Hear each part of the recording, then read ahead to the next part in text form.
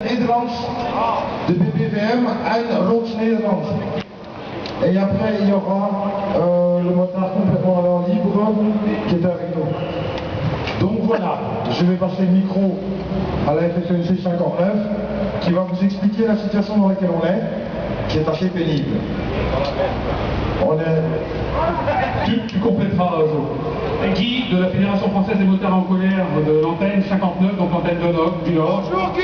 Ali.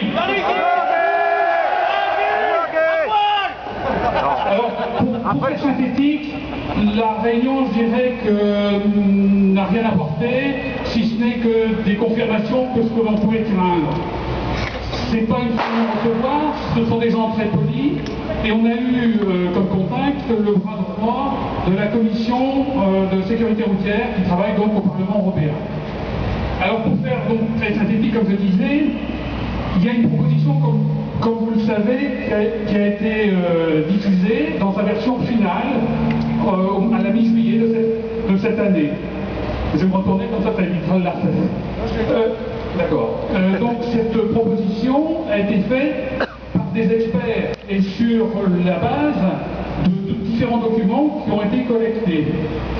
Et maintenant, le bras droit qu'on a rencontré, M. Casco Bentez, nous dit qu'il va falloir maintenant que ce sont les décideurs, donc les représentants des gouvernements, qui vont prendre effectivement la décision.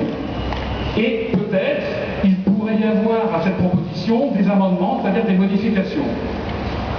On sait tous comment ça se passe, c'est un discours de spécialistes, et donc c'est difficile de croire que le document va véritablement être changé, modifié et revu sur la base de données que nous, on souhaite prendre en compte.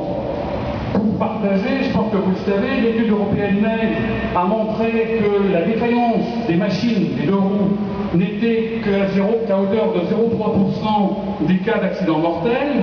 Donc ça veut dire c'est beaucoup trop, bien évidemment. Mais par rapport à d'autres facteurs, c'est carrément peu de choses, peu de cas. Et sachant qu'on inclut dans ces défaillances la crevaison, l'éclatement du pneu, pour lequel aucun contrôle technique d'il y a 2 mois, d'il y a 1 mois, d'il y a 6 mois ne pourra avertir et informer que ce jour-là le pneu subira une difficulté, d'autant moins que lorsqu'on roule sur les routes aujourd'hui, avec l'état des infrastructures, il y a tout à craindre que le pneu souffre. Donc, ce que l'on dit, c'est que le rapport et la proposition qui est faite n'est pas fondée sur la base de faits factuels et réellement à l'origine des accidents. On aimerait plus que les actions soient menées par rapport au comportement, par rapport à l'éducation, par rapport aux infrastructures, bien évidemment, qu'on sait en très mauvais état et qu'on constate tous les jours. À la limite, que les 50 € qui vont nous ponctionner au travers du contrôle technique tous les ans, ben on les consacre au renouvellement des bottes, du casque, des gants et du blouson. Et donc c'est là-dessus qu'il va falloir travailler. Et donc pour conclure, pour laisser la parole aussi à Jo et la laisser aux autres de s'exprimer, j'ai une impression, on ne peut pas en rester là. On ne peut pas en rester là. Il va falloir beaucoup travailler pour que le fondement de la proposition soit revu. Voilà mon sentiment 10 minutes après avoir entrevu cet interlocuteur.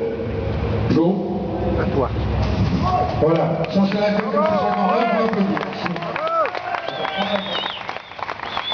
Maintenant, pour nos amis des Pays-Bas, nos amis hollandais, je passe le micro. Il va pas savoir monter, mais enfin il est là, parce qu'il a mal à sa jambe.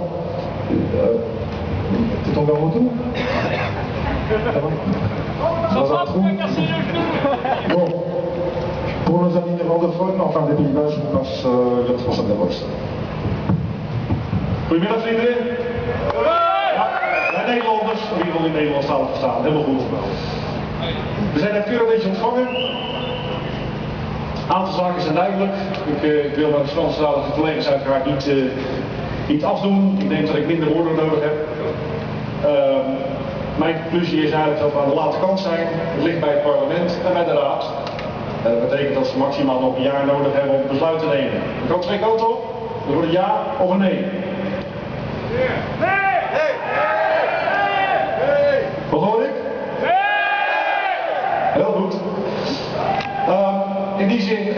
ook geweldig dat er heel veel Nederlandstalige mensen hier op afgekomen zijn. We hebben een mooi clubje mensen bij elkaar. Ik denk alleen dat we het pak wat groter moeten maken. Ik denk dat het nog meer kan. En dat is de enige manier om te laten merken dat we het er niet mee eens zijn. Ik heb net voor de zoveelste keer weer de conclusie gemaakt. En dat is eigenlijk heel simpel. Dat democratie de vrijheid is van de dictatuur. Ja. Kunnen jullie het daarmee eens zijn? Ja. Dan ben ik gelukkig niet alleen, dankjewel. Dus ja, we moeten even afwachten wat er gaat gebeuren. Er komt een petitie.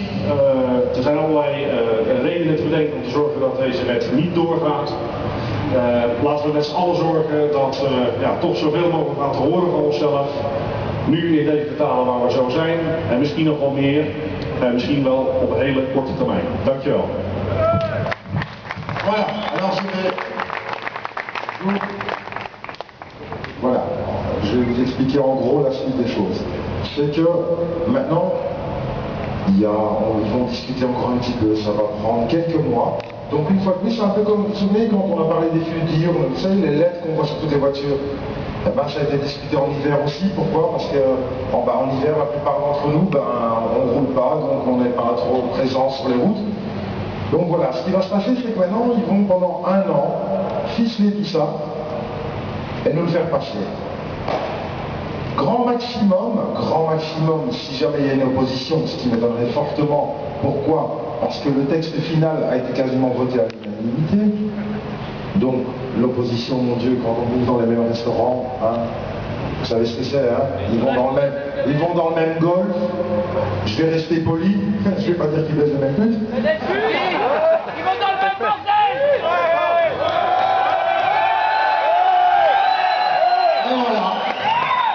Et voilà, je glisse.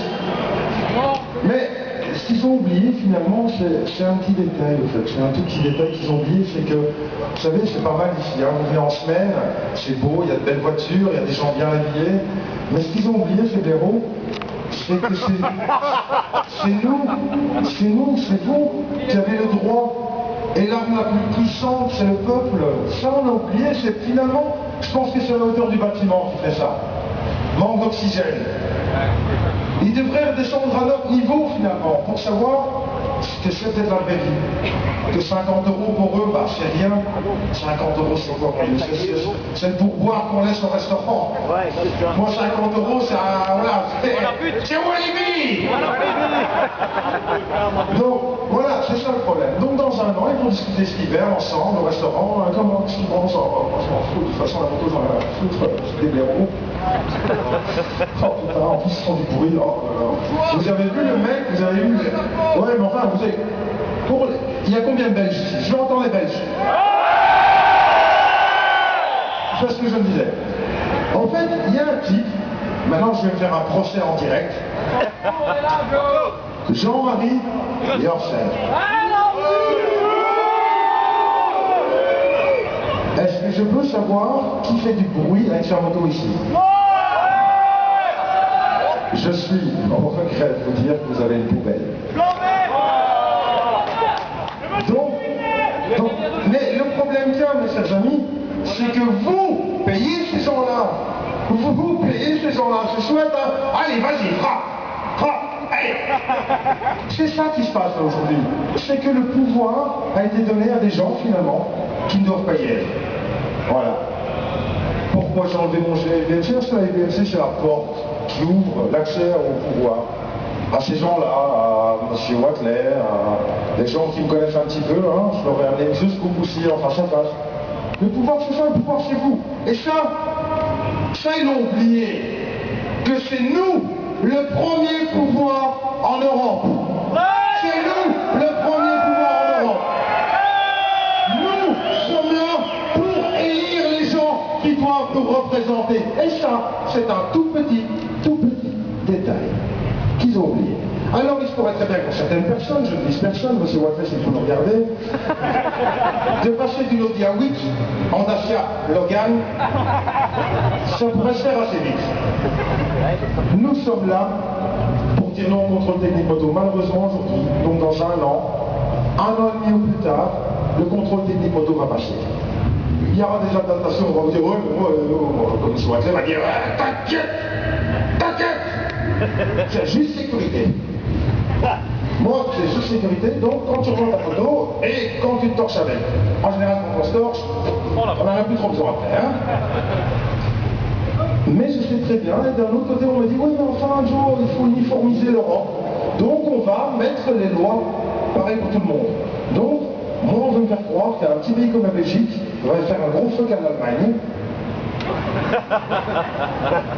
Nous, on a la sécurité, toi, tu as l'homologation, tu l'as dans le fion. Tu habites dans le mauvais pays. Non, non, non, il faut arrêter de nous prendre pour des classes. Ça va être uniformisé. Uniformisé. Ce qui veut dire que dans 3 ans, allez, je vais être gentil, 3 ans et demi, quand tu vas arriver avec ton Harley, faut être honnête, hein. On va te dire d'entrer comme en Allemagne. Ou assistance. C'est mon Harley. Ah ben non, hein. Tu déranges. Tu enlèves ton échappement, tu fais ce que tu veux, mais tu fais plus de bruit. Quand tu vas arriver avec ta Honda, Hornet, ou ta Suzuki G6 ou peu importe quoi, avec ton échappement libre, tes poignées qui taxent, tes tirés trop, on va dire, c'est pas mon avis ça. Non. Demi-tour. Au revoir. C'est ça. Ces gens-là n'ont pas compris, c'est putain, c'est une passion quand même. C'est une passion. Quand je vois le mec, je ne vais pas citer son nom, je ne sais pas si c'est le gros procès. Vous voulez que je paye ton sac? Oui. Ah bah je vais y aller alors. Donc j'étais invité dernièrement à une journée, si mon avocat m'entend, j'étais invité à une journée où participaient des gens comme la FEMA, des gens qui sont censés nous protéger au niveau de l'Europe, et il y avait une journée circuit sur des scooters à batterie. C'était formidable. Moi, j'ai pas été, hein, parce qu'une fois que je suis rentré là, j'ai vu qu'il y avait beaucoup d'argent, qu'il y avait un drink offert, qu'après on allait sur circuit de Zolder, qu'on se mangeait des jacuzzi, qu'on se touchait le zizi. Puis après, on faisait un petit tour avec le scooter à Zolder. Et puis après, on se revoit pour une petite compagnie de champagne, on se dit putain, ça c'est quand même chouette. Hein. Oh putain, ça fait pas de bruit. Et là, je me dis, mais je me pose la question, mais pourquoi est-ce qu'on se bloque sur ce scooter électrique? Des milliards d'euros ont été mis en jeu. C'est quoi la finalité de tout ça? C'est d'enlever vos putains de moteurs thermiques qui puent, qui font du bruit, pour les remplacer d'ici une dizaine d'années par des batteries. Pourquoi les batteries? Parce qu'il y a eu des milliards investis, parce qu'il y a 10 ans, il y a un blaireau qui a dit que ça allait être le top. Et qu'aujourd'hui, ils ont investi tellement d'argent là-dedans qu'ils doivent l'amortir d'une façon ou d'une autre. Pour l'amortir, il faut faire quoi? Il faut vous retirer de la route. Tout doucement, tout gentiment, on va vous enlever de la route. Et on va vous dire, ouais, moins pollué. Alors, vous voulez un grand scoop aujourd'hui? Dans 2 ans, il y a des normes anti-pollution pour les villes en Belgique. La moitié de vous reste à la maison, hein. C'est fini d'aller vous faire Bruxelles, hein. Mais tout ça, on ne va pas vous le dire. Est-ce que vous ne vous êtes pas posé la question pourquoi Honda prenait parti pour le contrôle technique? Vous n'avez pas posé la question pourquoi les marques étaient d'accord? Pourquoi est-ce qu'on voit sur des Kawasaki d'origine des Akrapovic homologués sur certificat de conformité? Parce que tout ça est discuté depuis déjà bien longtemps. Et tout ça, c'est une question de fric. Et que ça nous dépasse tous. Mais là où ils sont un petit peu bourrés, c'est qu'on est à peu près, à toutes les motos comptées, entre 3 et 4 000. 4573. 4573. Mais 4573, et chacun d'entre vous amène 10 potes la prochaine fois, ça fait 45 000 motards. C'est comme ça qu'on va bloquer ce contrôle technique moto, c'est comme ça qu'on va bloquer le lobbying, c'est comme ça qu'on va arrêter ce système de merde qui nous exploite petit à petit. Je m'en fous que vous soyez là dans un club, je m'en fous que vous soyez motardier, je m'en fous que vous dites d'où vous voulez. On a la même chose en commun, c'est cette passion qui est la moto. C'est la passion qui nous tient, cet art de vivre. C'est un art de vie. Putain, mais moi en hiver, je suis malin quoi, Inès.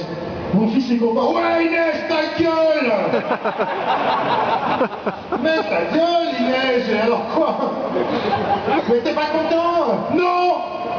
Parce que c'est un art de vivre, bordel. C'est un art de vivre, non? Alors on va le défendre. Et alors, ce que je vous propose, c'est qu'on ne passe plus par la case A, B, C, D. On va de A à Z.